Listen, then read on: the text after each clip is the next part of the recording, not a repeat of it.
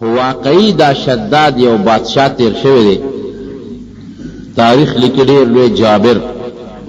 کافر او ډېر مضبوط بادشاہ هغه زمانہ کې چې څومره علاقه و په هغې د ټولو د سلطنت او بادشاهي وه او دا یو خبره ده چې کم سړي سره مال او دولت زیات راشي بادشاهي راشي د هغه په دې سر کې دا کبر او نشم پیدا شي دا لازمه خبره ده د بادشاہ سره کبر او نشه ډېر کم بادشاهان به چې د هغې په سر کې به نشه نیږي اکثرو بادشاهانو په ذهن کې او په سر کې د نشې هغه ګن پروت د ده په سر کې دومره لویه نشه راله چې جناب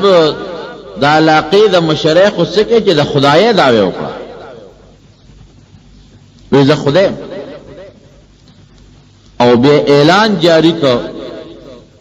چې کم سړی زما دربار ته راځي نو ما ته به سجده کوي لکه زمونږ بادشاهانو ته چې څوک ننولي څوک ورته سلوټ کوي څوک لاس په تندي کېږي خو سجده ما سوا د رب العالمین نه بل چاته جایز نه ده یو الله ته به سجده کوي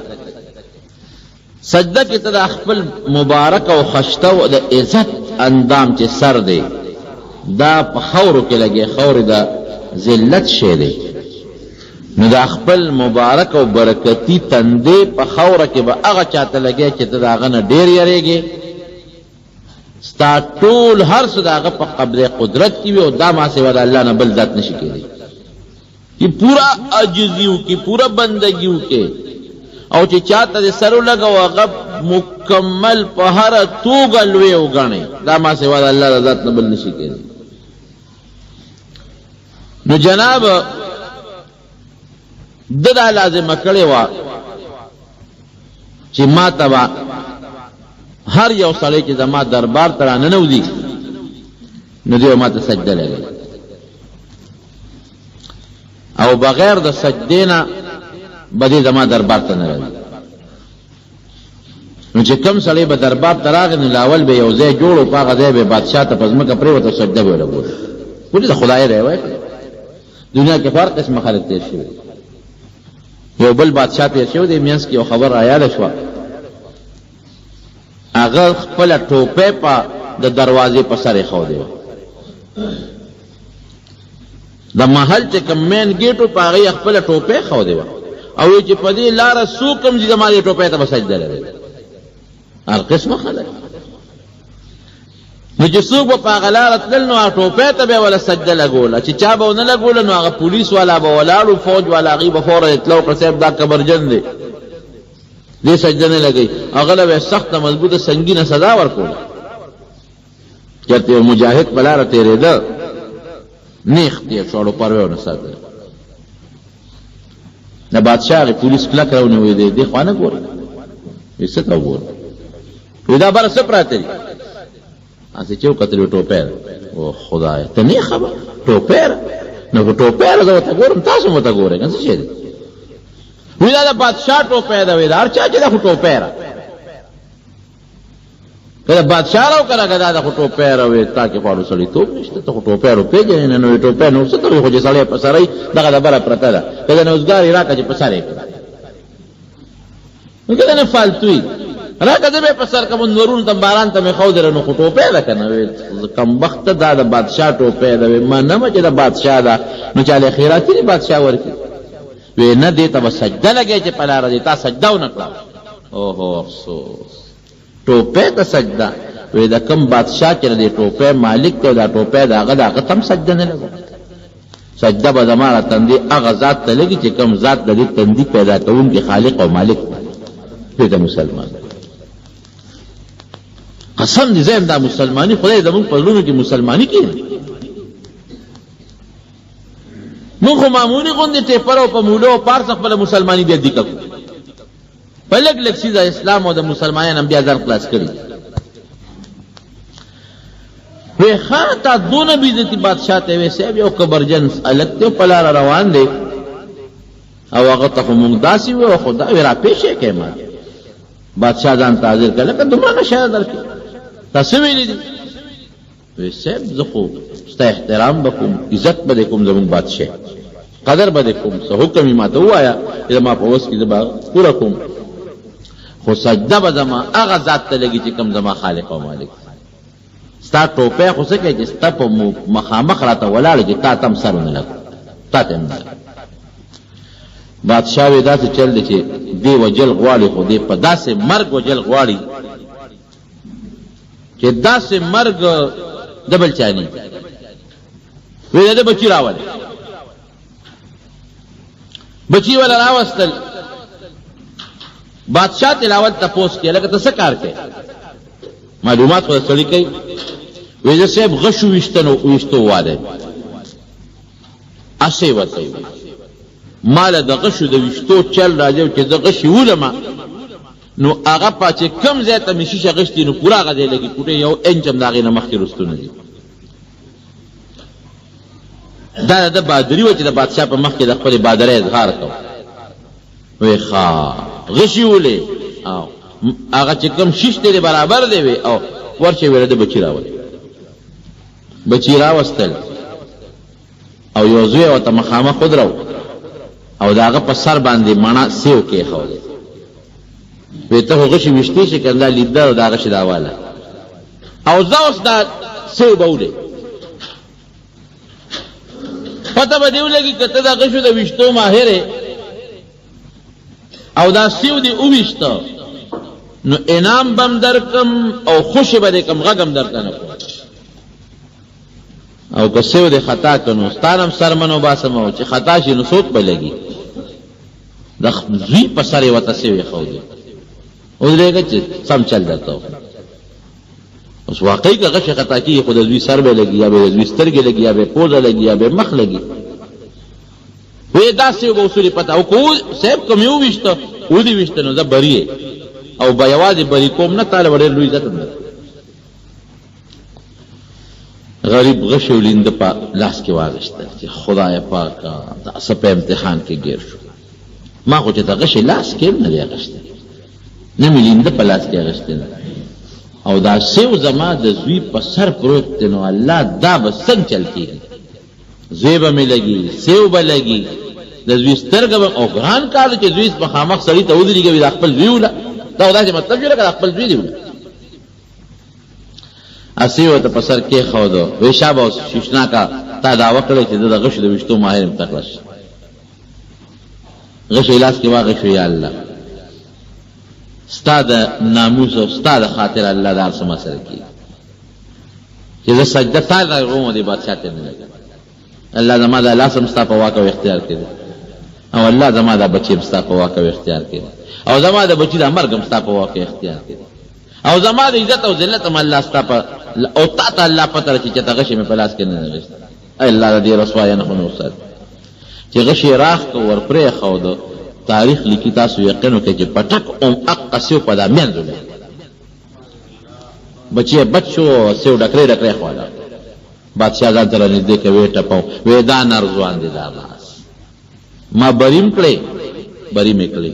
او زما ټوپه چې زما په دروازه پرته ارسو کې سجده بوته لګي او ستا متعلق د اعلان دی چې ته زه حس کا غړې ګرځ چې ګورې زما ټوپه خو څه کوي چې چاتم سجده ما سیوا د الله نه لګي دا هغه بدل نو بادشاہان قسمونه تیر شوی دي شدادم د خدای دا وکړي د خدای او چې کم سړی به دربار ته راتنو دیړم به حکم او چې سجده به ماته لګي او چې کم سړی به دربار نه بارو نو د خپل شکل بوتانه جوړ کړی نو یو بوت به خلکو لورکاو ار چاته پکور کې د بوت پروت هغه بوت ته به ور سجده لګي که مریض براغه دغه شداد بادشاہ نه به غختنه کوله چې دا له جوړ کا که چاته بل څه تکلیف پودنه به غختنه کوله چې ما جوړ کا بس پورا د خدای دعوا کړي او ډېر لوی زور ډېر لوی طاقت که د ځل نه سو کو کنو خو مجبورو خلک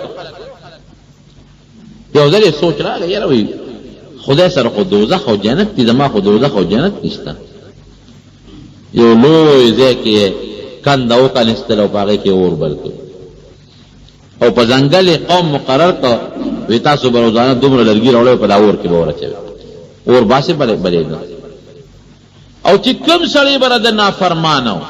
چا به خبره نه منله، چا به ورته سجده نه لګوله، بس ابه نیوه اور کې به یې غورځوي. خدای ته وایي چې سزا په اور خلکو له ورکوي. نو چې کوم سړی زما نافرماني کوي، د خدای له اور ته به یې غورځوي. وی جنت پم جوړول غواړي. نو حکم یې وکړ زما په سلطنت کې چې کم دی خشته خوږه ځمکه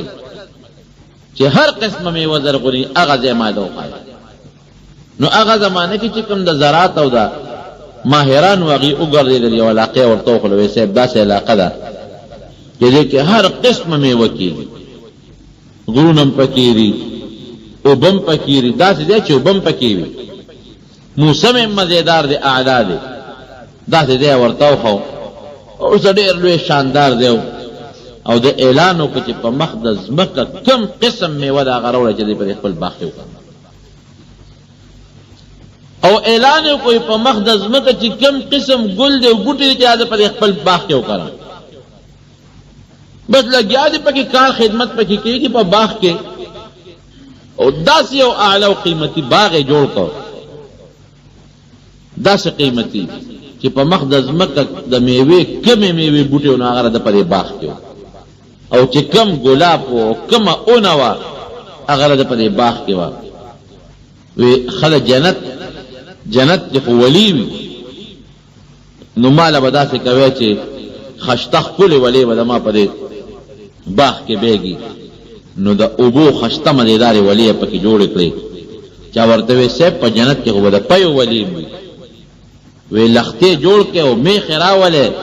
ابه لشه او هغه میخې به هغه پی به هم زما په دې باغ کې روانې ګرځي به.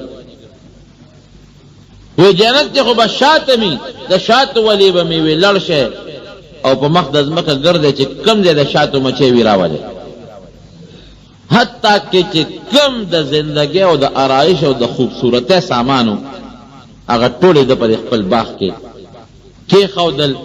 خشته خشته جنکۍ ولکانې راوستل، هغې یې په هغه باغ کې دیره کړل. غټ غټ محلونه او بلډینګونه یې پکې جوړ کړل. او چې څومره هیري دي، لال، جواهرات، یاقوت، مرجان چې زما د سلطنت کې هر څومره ټول راوړی په دې باغ کې ولګوي. لګیا دي صاحبه مصریان لګیا دي، څوک پکې اوسپنه لګوي، او څوک پکې پیتل لګوي، او څوک پکې کاڼې لګوي، او څوک پکې یاقوت او مرجان، او څوک ملغلرې پیسې دي خرج کېږي او باغ تیارېږي. اعلان یې وکړ چا ورته وی صاحب د الله په جنت کې خو داسې محل به چې د هغې به یو خښته د سرو وي، بله به د سپین وي. وی شا به یې سره سپین هم راغونډ کړي چې په مخ د ځمکه زما د باغ نه بار چا سره هم سره سپین وي، ټول راغونډ کړي. بازارونو کې وګرځېدل، سره سپین یې راغونډ کړل، د هغې نه یې وړې وړې خښتې جوړولې، او صاحب به د هغې محل هم پکې جوړېږي.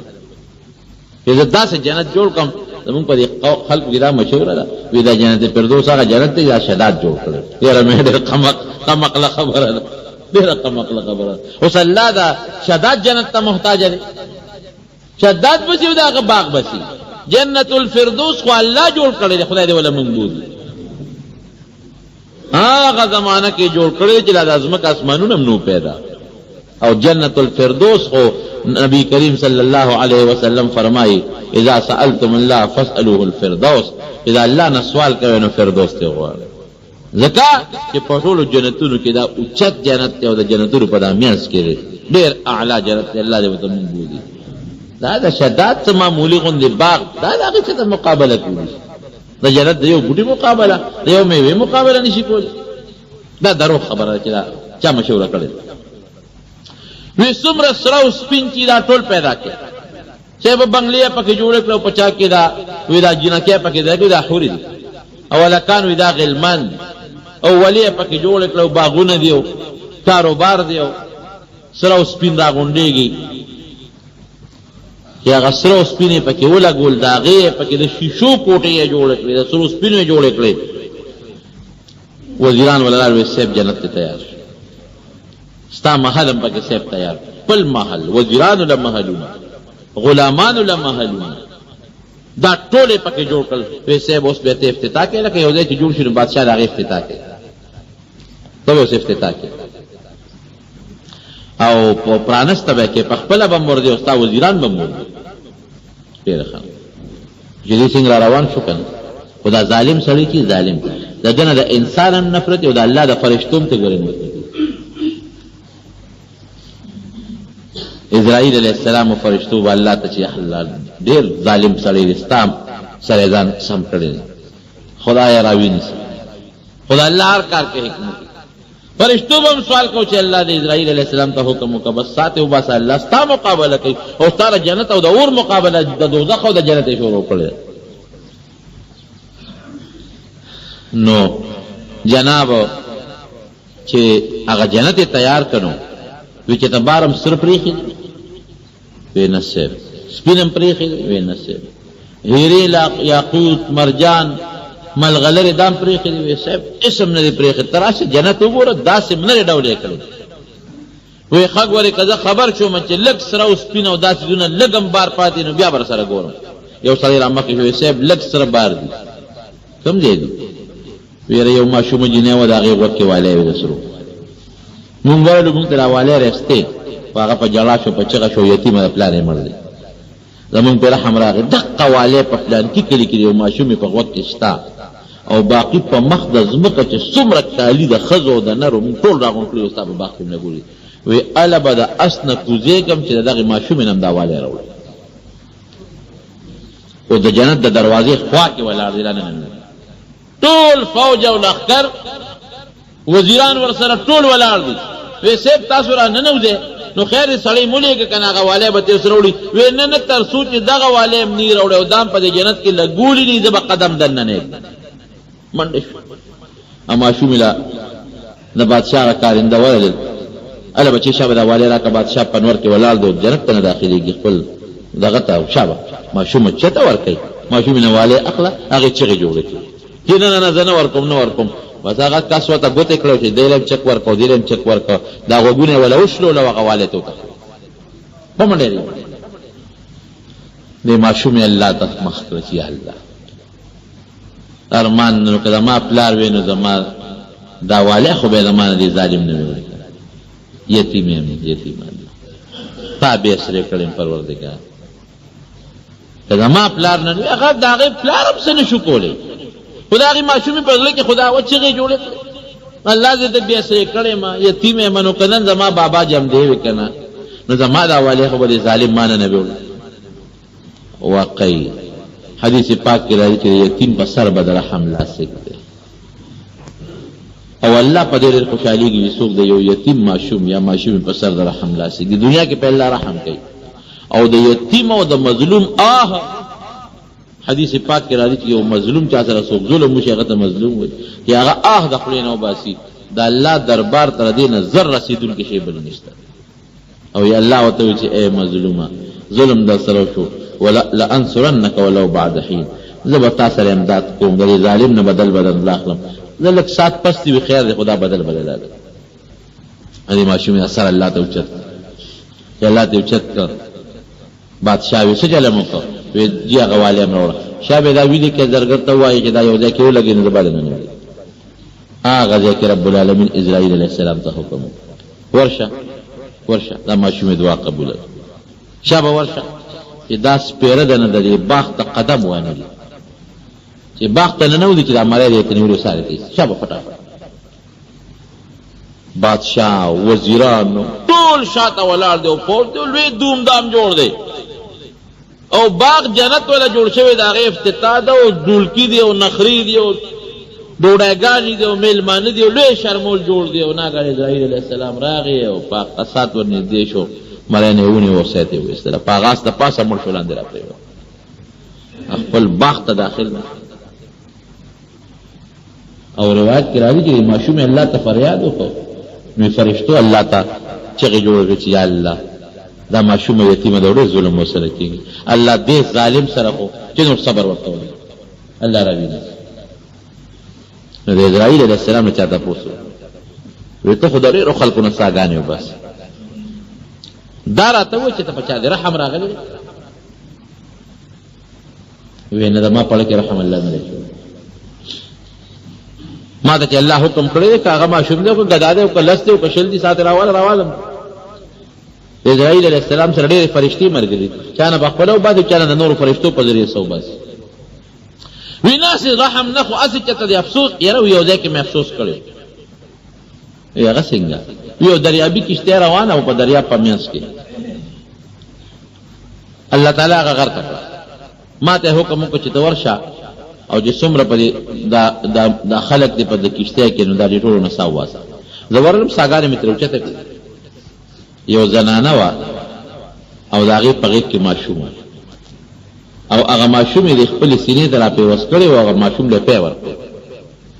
او د کشتۍ یوه تخته چې ماته شوه نو دغه زنانه په هغه تخته را پاسه ناسته وه او دا د دریاب د چپو به دا تخته کله داسې وړله او کله به یې داسې وړله.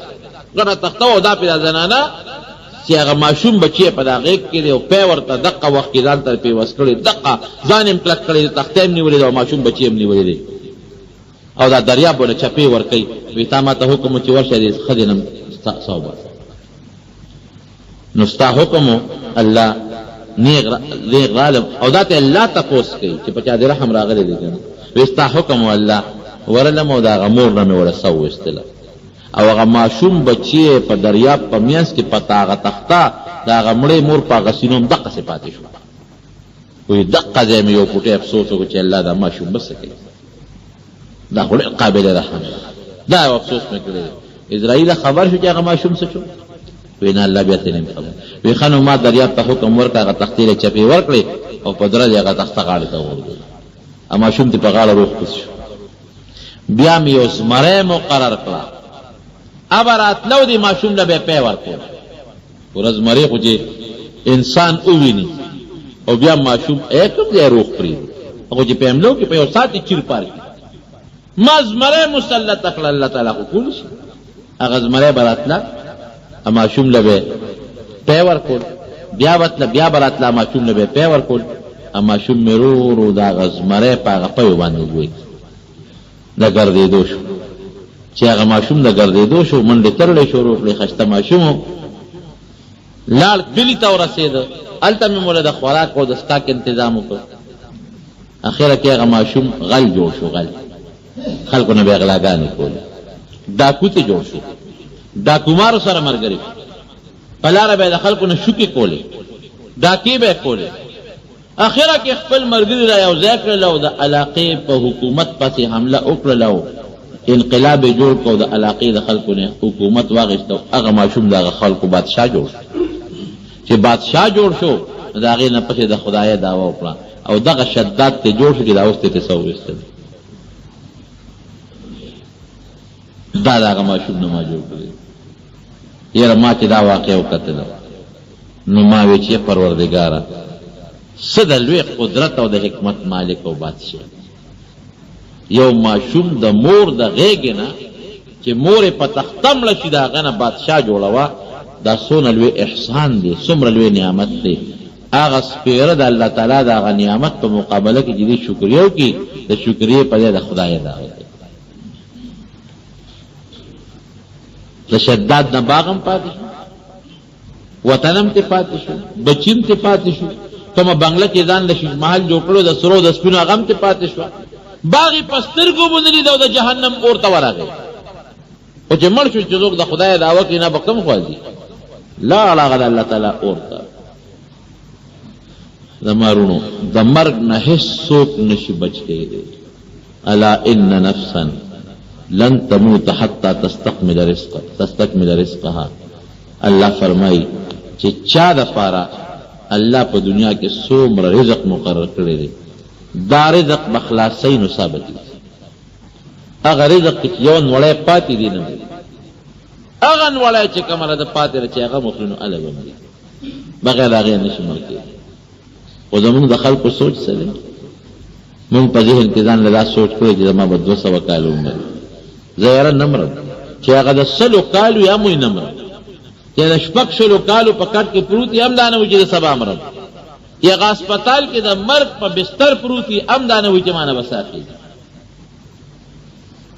عمر فاروق رضی الله عنه ځان له یو ګوته جوړه کړې وه،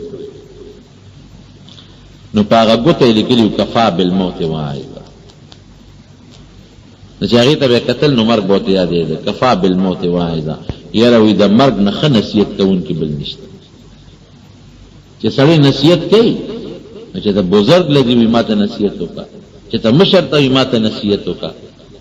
خو د مرګ نه بهترین نصیحت کوونکی شی زما وروڼو ګورې بل نشته. که یو سړی وي چې ځان ته زه نصیحت وکړم دې مقبرې ته لاړ شي، قبرونو ته دې وګوري. چې په مقبره کې دې قبرونو ته وګوري د دې نه غټ نصیحت بل نشته. دا چې څومره په مقبره کې مړي پراته دي دا څوک دي؟ دا خو داسې نه راکړي چې اسمان نه راپرېوتل او په ځمکه رانوتل. دا خو هماغه خلک دي چې یو وخت کې په دې مخ د ځمکه ګرځېدل، یو وخت کې په دې مخ د ځمکه کاروبار کو، د چا دوکانو، د چا زمینداره وه، څوک افسرو، څوک گورنرو، څوک بادشاهو، څوک ملکو، څوک خانو، څوک مزدورکارو، چا پټي سنبالول، څوک د دې پټوره د ځمکو مالکانو، چودریان، خانان، لوی لوی خلک چې مقبرې ته وکتل دا ټول د ځمکې لاندې پراته دي. نه ځان سره کارخانهدار کارخانه یو، نه جایداد والا جایداد یو، نه مزدور ځان سره غلور او رمبې یو، نه مولا ځان سره خپل کتاب یو، نه بدماش ځان سره هغه ټوپک او کلاشن کوپ یو. یو څیز دی چې ځان سره خلک وړي هغه دا چې نیک انسان ځان سره خپل نیک عمل وسولي او بد انسان ځان سره بد عمل، بل یو شی ځان سره شي. هر شی پاتې قسم دې داسې پلارانه ولیدل چې هغه ډېر د عزت خاوندان، ډېر د عزت او ډېر د قدر خاوندان او ډېر د جایداد او دولت خاوندان، او چې کله مړ شوي دي نو زوی وایي یاره بس وي خره چې خدای پاک ایمان نصیب. مې به دا ووایه چې خره چې خلاص شو دی، خو دغه لفظ د سپک دی نو دا لفظ ځکه څوک نه ناجوړه پروت دي په کټ کې. رښتیا ووایه بیا پې خپل بچي تنګ یو که پې نه کټ کې پروت دی. دونه څوک نه چې په ډډه یې واړی، دونه څوک نه چې د اودسمات انتظام به وکړي، دومره بیا څوک نه چې پاکې جامې ورته واچي. هغه د عزت خاوند چې نوکران به ترې مخکې رستو تلل هغه بیا په کټ کې بې عزت او رسوا پروت دی. او چې مړ شي زه بس یاره وایي د دې بیمارۍ نه هغه مرګ هو وی خره چې خدای پاک ایمان نصیب کړ او رښتیا به وایو تاسو مومونږم. بیا د خپل مړي د خلکو یاد یو که هېر شي، هېر شي نه یاد نه پاتې کېږي. زمونږ مولوي صاحب رب العالمین د جنت د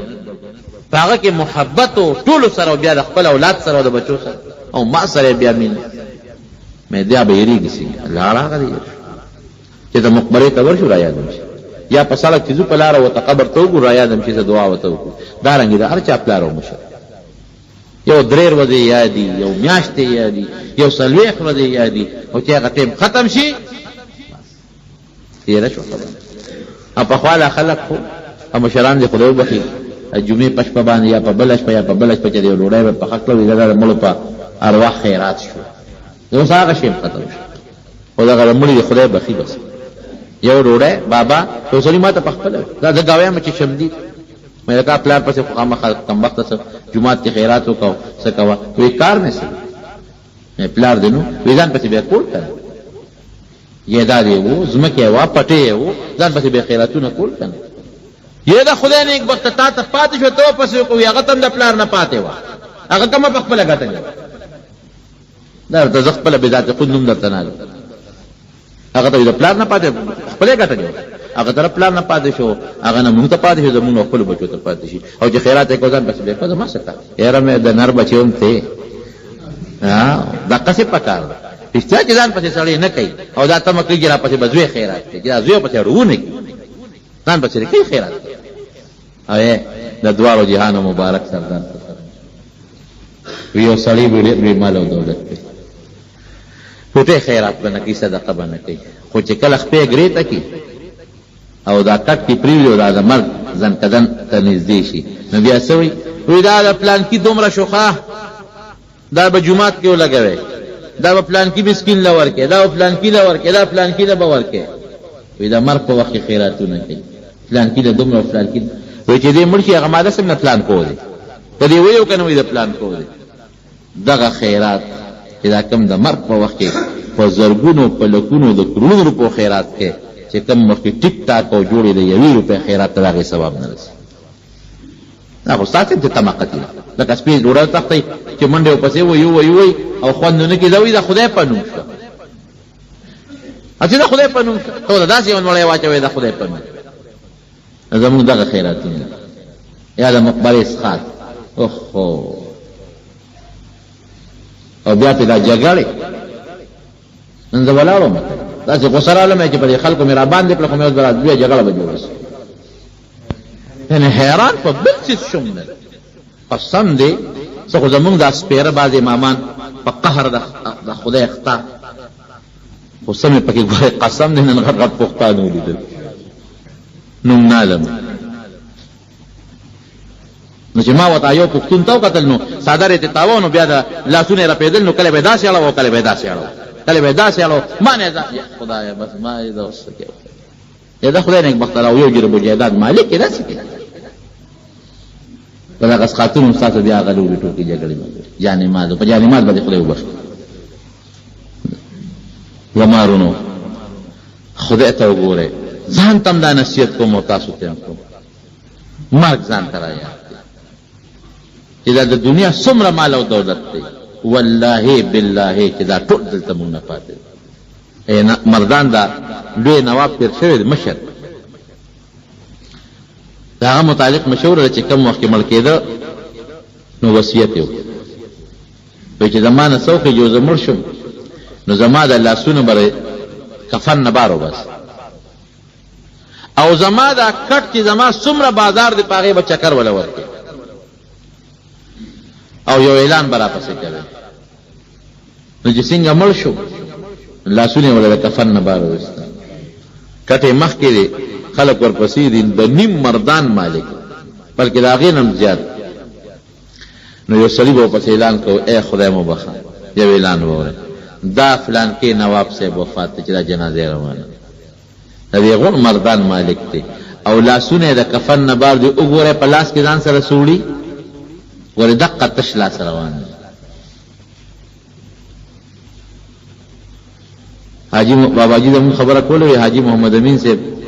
رحمت الله علیه سره تلم سوات ته، او په دې نیکانو ګرځېده او دارنګې په دې بادشاهانو به هم ګرځېده، هر چا ته به خپل نصیحت کو. وی سوات ته ورسره لاړم، د سوات چې کوم والي صاحب و د هغه ملاقات ته به نو حاجي صاحب خو خلکو پېژنده، وی مونږ یې ډېر ښه ډوډۍ دعوت یې راله وکړو. وی بیا حاجي صاحب چې حاجي صاحب ما ځان له قبر جوړ کړو، راشي زما قبر وګورو. ډېر ښه وی چې ور مې ځان یې ډېر خشته مزېدار د ماربلو سنگ مرمرو قبر جوړ کړو، ډېر خشته خوبصورت، او د هغې هغه طبیعه جوړې کړې وې. دا مې وصیت کړی چې زه مړ شمه نو دې قبر کې ما اږدي، او صاحب پکې راله لږ تلاوت هم وکړه. چې کوم عالم به راغی او کوم حافظ به راغی، نیک سړی به راغی، نا قبر ته به یې کوز کړ. هغه دا یو سوچ او په هغه لحد کې به یې کېنو چې ما نه پکې یو 2 صورت ووایو، دوه راته وکړه چې دا ما له خدای بخته وکړه. حاجي صاحب به مې بوته چې د برکت لپاره زما د قبر کې ما له یو څو آیاتونه ووایه. وایي چې حاجي صاحب د قبر په یوې خوا کې ودرېده، یاره خو داسې مجاهدان ډېر کم. وی والي صاحب دې خوا راشه، وی ډېر خشته قبر ځان له جوړ کړی دی. وی صاحب ډېر اخوالي مې پکې کړی، ډېر مزېدار. وی قبر ځان له مه جوړوه، ځان قبر له جوړ کا. دا څه کې ساده قبر ځان له جوړې، ځان قبر ته جوړ کا. که قبر دې ډېر ماله یو ډېر مزېدار نیو ته وله جوړ نه، نو په دې قبر کې به چینجي او ماران لړمانان در باندې لګي. سنگ مرمرو قبر دی، دې کې به در باندې ماران او لړمانان لګي. او چې قبر دې کچۍ او د خټو ډکي او ته ورته جوړې، نو د پیغمبر وینا د هغه قبر بدله د جنت د باغچو باغچې. سنگ مرمر څه ته وایي؟ قبر روضة من رياض الجنة، د جنت د باغچو باغچه. نو د جنت د باغچې نه سنگ مرمر او قبر څه شي؟ او یا حفرة من حفر النيران، د جهنم د کندو کند، د بدعمل سړي قبر د جهنم د کندو کند. وی ځان قبر ته جوړ کړه، داسې کې والي صاحب ځان له قبر مه جوړوه. وی حاجي صاحب وی چې دا خبره ورته وکړه نو په خوله کې یې ګوته ونیوله، لږ ساعت چپ و. وی والي صاحب چې حاجي صاحب بس سترګې دې راله رڼا کړې. څومره نیکان او بزرگان او عالمان چې مې روستي دي او دې قبر کې مې کینونې ټول وی چې او ډېر ښه قبر دی پکې آیاتونه مې ویلي دویم راته کړي ده نن چې تا کومه نصیحت راته وکړه نو ما دې سترګې وغړولې بس روان کې دا قبر څنګه منګې روانه وې او د هغې نه پسې ځان له استاذ ونیو عالم علم یې وکړ هغه نه رب العالمین ملا جوړ شو عالم ته جوړ شو دا د حاجي صاحب دغه یو ټکي خو چې سړی ته اثر وایي دا مونږ چې جنازې کوو دا جنازه مونږ دې جومات کې نه شو کولی دا مونږ عیدګاه کې نه شو کولی دا هر چا خپل حجره ده دا په حجره کې جنازه نه شو کولی چې شریعت یو سه مقبرې ته او بیا نبی علیہ السلام فرمایي چې قبر ته ایثار چا وسه نو خلق ونن تختو حالانکه حدیث کې راځي چې جنازه دې وکړه یو قیرات ثواب دی شو او چې د قبر د دفن پورې ایثار شوی 2 قیرات ثواب دی شو او یو قیرات د احد د غر عمره نن خو موږ قیرات او احد د غر ثواب برباد کړ بس خلکو ته ځانو خو د خدای درزار پر زموږ جنازې نه دي بس خو دوا بو کو یو مو دي دوا بو کو لکه دوا دی نه کړس دا جنازه دوا وکړه سرورم تکبیر نه پسې ته چې اللهم اغفر لحينا وميتنا دا دعا نه دا غي نه پس دوا بو پرېږي د نیک بخت چې مورخه خکی پلارخه کی رورې دا خزایره چې هغه قلحت تک وځي ناجایز هم شروع کړی مونږ ملا څنګه دا سره پاره دې کې دا غرض نه چې دوا بو کو دې کې غرض دار چې ګوري کاکا دا زرا غلې مخه ستا جنازه مې وکړه ځان وته ریا دې وکړه ثواب دې په بولو نه مکه دا قصه بالکل پرې جنازه خالص د الله د رضا لپاره چاته روزان خایم او چا ولې دي هم او چا ولې دي هم ها خدای د مړي وارث ته تعزیه خدای او تعزیه خو یوازې مقبره کې نه زیاله ولا ورشه نصیحت ورته وکړه چې خدای تامو بخي سبب عالم خدای بخي ټول خلک بمړي تسلی ولا ورته تعزیه تسلی ته نو دوا بو کو څوک د خاط پته مې او څوک مصلی پته مې او څوک پدې ته مې چې هغه ته بزانو خو چې سبا د مامړي لراشي څوک پدې چې دلته مې قبر وکنو سبب د ما قبر وکنو جنازه پکې د خدای رضا لپاره وکړه چا د خدای لپاره چا وکړه ته خدای له لاله چې ما ځانو خو چې راغلی ته د مامړي جنازه قبر وکنو ما ستاو کنو ته د ما قبر کنو اسو پکې لاله جانمات بنول نو د خدای په نوم د الله د رضا لپاره کم سړی وي چې الله اکبر ارسم تبو برباد عبادت نمون رواجونو جوړ کړی زمارونو د الله د رضا لپاره چې کوم عبادت دی هغه مونږ تباہ برباد نو د مرګ نه نصیحت ته دا چې مونږ وایو چې التلال شو نبی علیہ السلام فرمایو جنازې ته ایثار شو مړي دفن پورې ایثار شو هغه کې غټ مطلب دی چې د قبر نو د مقبرې سړی عبرت والی نبی کریم صلی الله علیه وسلم دی بر جنت البقیع مقبرې ته وته او پکې مناستو او قسم په الله حدیث کې راځي چې یو شپه نبی رسول الله مبارک په کور کې نو عائشہ صدیقہ رضی الله عنها فرمایي چې نو کتنو او لما کوټه کې شپه ورپسې بار ته یو ځای ګوره بل ځای ګوره خدای نبی رسول الله څه شو حضرت فاطمه رضی الله عنها کرا ورله داسې کورې نږدې پیغمبر علیه السلام ته شو ویلي چې بس زه خو دا ما بار ته موږ سره سودا شو چې اسنه چې خدای مکه دشمن په مخه نه ورغلی لکه يهوديان او داخله منافقان به دشمنان د مشکات سید د معجزات په باب کې راځي چې د نبی رسول الله یو مبارکه معجزه دا و چې داغه د خولینه به خوشبوئی تله نو په کومه لار کې به نبی رسول الله تلو نو په هغه لار باندې به خوشبوئی پرېخه و پښته خوشبوئی په لار خوراوه نو چې کومې نږدې صحابه وغلی ته پته و چې نبی رسول الله په لار ته وي ځکه هغه د پیغمبر علیه السلام هغه خوشبوئی په جنت کې دغه خوشبوئی ده دا د عطر د ګلاب په نه نو چې څنګه علي صاحب میرا پاس او فاطمه رضی الله عنها میرا پاس ولا چې نبی رسول الله نشته وي بس hebat شو جمعه ترالو اوس هغه خوشبوئی په سید روان شو تلو د مدینه منوره مقبره ته ورلو غوټه نیمه شپه ده چې ورلو نبی کریم صلی الله علیه وسلم مقبره کې الله ته په سجده پروت دی په دې نیمه شپه او کما آیات وایي ان تعذبهم فانهم عبادك وان تغفر لهم فانك انت العزيز الحكيم یا الله کته ما دې امت لا عذاب ورکه نو الله ست بندگان دي هیڅوک دنه تاسو نشي کولای هر قسم عذاب کې ورکې استا بندگان دي د بنده متعلق څوک جان تاسو نشي کولی هیڅ څوک تاسو نه نشي کولی وان تغفر لهم فانك انت العزيز الحكيم یا الله کته بخي او معافي وتکه نو خدای د لوی قدرت مالک ګور بیا هم نه څوک تاسو نشي کولی ولې د خپل امت لپاره په مقبره کې د نیمې شپې پروت دی او الله ته سجدې لګي او دعاګانې ولوي د فاطمه رضی الله عنها ور پریوته او په جالا شو بابا ولی جاړي او جړلې څه تکلیف چا در رسول دی چې جل شوی چې نیمې شپې مقبره ته راغلی په سجده پروت او الله ته جاړي نبی رسول الله مبارک سره راپورته کړ فاطمه له پسر کې خود بچی نه ونن ډیره مبارک شپه د شو قدر 15 شپه مبارک شپه او ماته الله وحی راکړه چې په نن شپه الله د مسلمان دعا قبلې ما یرا شد خپل مطلق په دې پټه تیارې کې د مقبره په دامیاس کې دعا وغواړه څومره دشمنان او يهود منافقان د خپل امت د دعا لپاره دوه جهان مبارک سردار د نیمش په مقبره ته مقبره کې ولې کوي ولې مسجد نبوي کې نه کوله چې الته کې د خپل مرګري ویني د صحابه د مړي ویني سړي په ځړ کې لګ نور دردم پیدا شي او تاسو یقین وکړئ د احد چې کله وفات کېده نبی رسول الله د احد شهدا ولله د احد په میدان کې شهدا دفن دي یو غځای کې حضرت حمزه رضی الله عنه حضرت مصعب ابن عمر رضی الله عنه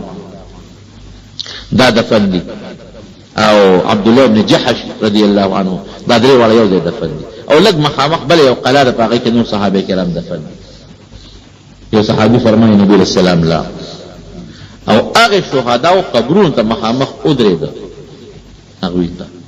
او داسې رخصت ته غشتل کسړي کې د جمدو رخصت دي او خپل صحابه ځان ته مخکې کې نو یې مرګرو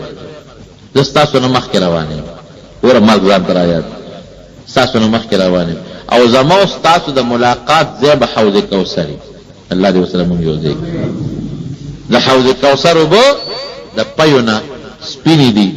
د شاتو نه خوږې دي د وورې نه یخ او د هغې په غاړه چې کومې کوزې پرتې دي کوم لوښي پراته دي سراحې د هغې تعداد د اسمان د ستورو نه زیات دی او نبی علیه السلام فرمایي چې یو ځل ما چاله په هغې سراحې اوبه ورکړې تر همیشه به بیا تنده محسوس نه کړي ای زما ملګرو ستاسو نه مخکې روان یم ستاسو دپاره روان یم ستاسو نه فایدې دپاره او زما ستاسو د ملاقات ځای به د محشر په میدان کې حوض کوثر زمارو د مړي نه چې کوم عبرت حاصلېږي هغه د جمدینه نه حاصلېږي په مقبره کې چې کوم عبرت دی دا په بلډینګونو کې نشته نو دا یو مسله خو یاد وساتئ چې خامخا د خپلو مړو زیارت له ملاقات ته مقبرې ته خامخا دی دا سنت طریقه ده یو وخت نبی علیه السلام ته منع کړی و نهیتکم عن زیارت القبور الا فزوروها چې ما د قبرونو د زیارت نه منع کړی ده ورځئ او زیارت ولې اخرت درته یاد فإنها تذکر الآخرة سړی چې ورشي اخرت سړي ته رایاد شي خپل مړي یاد شي خپل مرګ ورته رایاد شي د دنیا د مال او دولت ورته سره مخکې د اخبار سره نه پاتې او دعا به مو کې خپلو مړو تلاوت به مو کې خپلو مړو زنانه عموما زمون په وطن کې قبول لذي خو شریعت نه په غلطه طریقه جامه نری پړونی نری فلار باندې بے ستری وي عموما په مقبره کې سړی ولکان وي نو فتنه غوندې وي په دې وجه دویم زنانه که پرده کې یو زنانه په پرده کې د خپل پلار یا د مور قبر لذي نو تلی شي خو زمون په وطن کې بې پردګي ډېره زیاته نو زه وایم چې زنانه د خپل کور نه تلاوت کوي او بخیلي ورته خپل کور دې نفل کوي او بخیلي ورته او نارینه له خو پکا مور د خپل بچی د خپل لور د خپل د خاندان قبرون لځه دعاګانې ورته کوي او مقبره ته چې ګوره لږ عبرت ته اخلي نو دا آیت مشهور دی ځکه مې دا ذکر کړ چې کل نفس ذائقة الموت یو د سا خاون دا په دنیا کې همیشه لپاره جمدی نشي پاتې کېدی لازمن به د مرګ سکه کوي که دی مسلمان دی که دی کافر دی که مرګ منیو که نه منی خو مرګ به د خامخا راځي خو یو ټکې دی چې د مرګ نه موږ نشو خلاصېدی نه دی ډاکټر او نه ساینسدان هېڅوک یو څیز زموږ او ستاسو را کامیابی دی الله ته محتاج یو او ډېر ګناهګار یو حقیقت دا د جمعې مبارکه ورځ ده نو په اخلاص د رب العالمین ته حضور کې دا دعا کو چې یا الہ العالمین یا رب العالمین زمون مرګ د ایمان مرګ وګرځول، الله زمون مرګ د اسلام مرګ وګرځول، الله زمون خاتمه بالایمان وګرځول.